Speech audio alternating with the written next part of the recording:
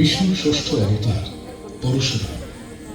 এই অবতার আবির্ভূত হয়েছিলেন ত্রেতা যুগে। ত্রেতা যুগে যখন এই পৃথিবীতে ক্ষত্রিয়দের দাপট বেড়ে যায়, তখন অবতীর্ণ হন পরশুরাম।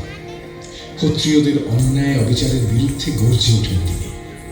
পরশুরামের পিতা ছিলেন মুনি যমদগ্নি, মা রেণুকা। একবার যমদগ্নির পুত্ররা নিজেদের আশ্রম ছেড়ে অন্য জায়গায় ভ্রমণ করতে গেছে। এমনই সময় রাজা কার্তবীর্যার্জুন গভীর অরণ্যে সসৈন্যে মৃগয়া করতে গিয়ে ক্লান্ত হয়ে যমদগ্নির আশ্রমে উপস্থিত হন। যমদগ্নি তার কামধেনু সুরভির সাহায্যে রাজা কার্তবীর্যার্জুন এবং তার সৈন্যদের খাওয়া দাওয়ার ব্যবস্থা করলেন। কামধেনুর এই ক্ষমতা দেখে রাজা যমদগ্নির কাছে তার কামধেনু সুরভিকে চেয়ে বসলেন, কিন্তু যমদগ্নি তাকে দিতে চাইলেন না। কার্তবীর্যার্জুন বললেন, আমি রাজা, আমি ক্ষত্রিয়, আমার শক্তি অপরিসীম। যদি তুমি আমায় এই কামধেনু না দাও, তাহলে আমি একে জোর করে নিয়ে যাব। কার্তবীর্যার্জুন যমদগ্নির কামধেনু সুরভিকে জোর করে নিয়ে যায়, আর যমদগ্নির আশ্রম তছনছ করে নিয়ে যায়। এরপর ফিরে আসেন যমদগ্নির 5 পুত্র, কিন্তু পঞ্চম এবং কনিষ্ঠ পুত্র পরশুরাম ক্রুদ্ধ হয়ে ওঠেন। তিনি যমদগ্নিকে বলেন, পিতা, এই কাজ কে করল? কার এত সাহস? কে আমাদের এই আশ্রম নষ্ট করে দিল? যমদগ্নি বললেন, রাজা কার্তবীর্যার্জুন অনেক সৈন্য সামন্ত নিয়ে এসেছিল। ওরা জোর করে সুরভিকে নিয়ে গেছে আর আমাদের এই দশা করে দিয়েছে। কার্তবীর্যার্জুনের সঙ্গে তুমুল যুদ্ধ করেন পরশুরাম এবং তাকে পরাজিত করে বধ করেন। কিন্তু এর ফলে পরশুরামের অবর্তমানে কার্তবীর্যার্জুনের পুত্ররা আশ্রমে এসে পরশুরামের পিতা যমদগ্নিকে হত্যা করে। পরশুরাম এই ঘটনা দেখে প্রতিজ্ঞা করেন যে এদের বিনাশ করে তিনি ক্ষত্রিয় জাতিকে ধ্বংস করবেন। এরপর তিনি 21 বার পৃথিবীকে নিক্ষত্রিয় করেন। পরশুরাম ছিলেন অস্ত্র। তার কাছে অস্ত্র শিক্ষা করেছিলেন ভীষ্ম ও দ্রোণাচার্য এবং পরবর্তীকালে কর্ণ।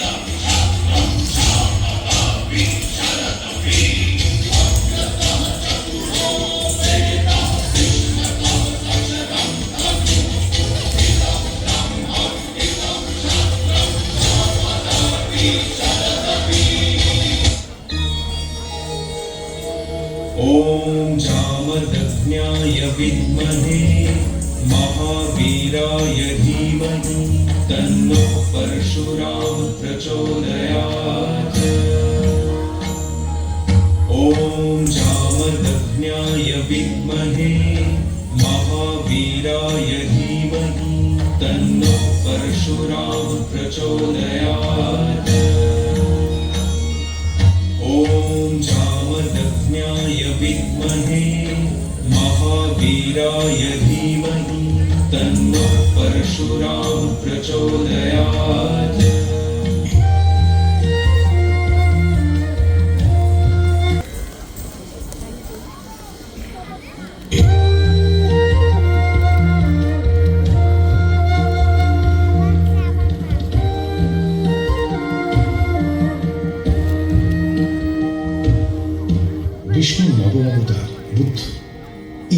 আবির্ভূত হয়েছিলেন কলি যুগে।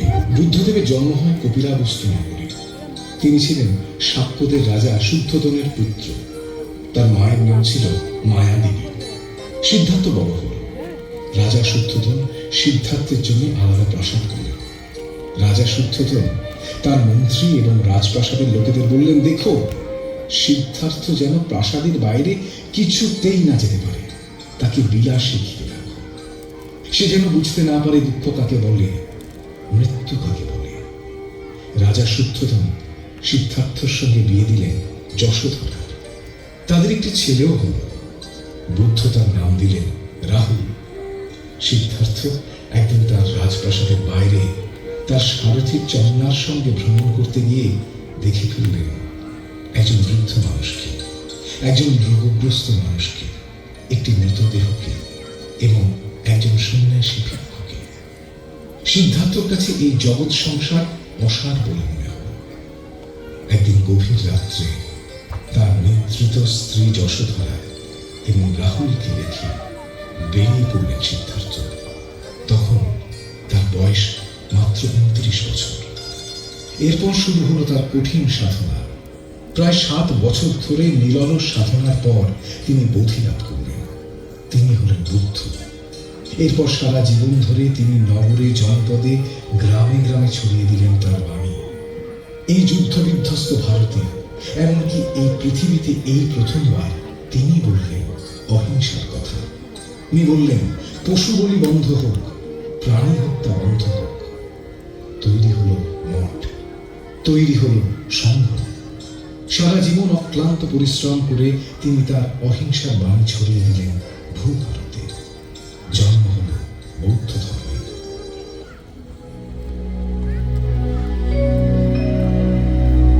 সম্ভূতিং চ বিনাশং চ यस्तद्वेदो भयं सः विनाशेन मृत्युं तीर्त्वा सम्भूत्यामृतमश्नुते सम्भूत्यामृतमश्नुते सम्भूत्यामृतमश्नुते।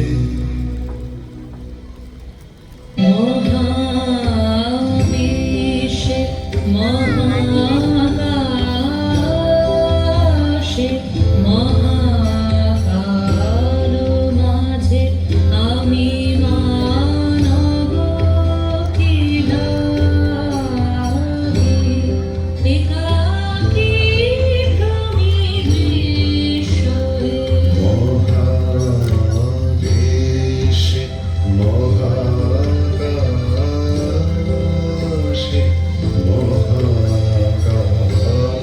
মাঝে আমি মানব কি লাগি, একাকী ভ্রমি বিষয়ে। মানুষের সত্তার দুটি ভাব, একটি জন্ম, অন্যটি অজন্ম। জন্মের মধ্যে দিয়ে যাত্রা করে ক্রমশ সেই গতি থেকে মুক্ত হয়ে মানুষ এক নিষ্ক্রিয় শান্ত অবস্থায় পৌঁছয়।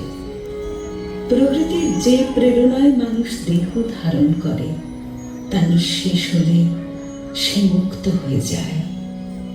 প্রকৃতি ও ঈশ্বর আলাদা নয়।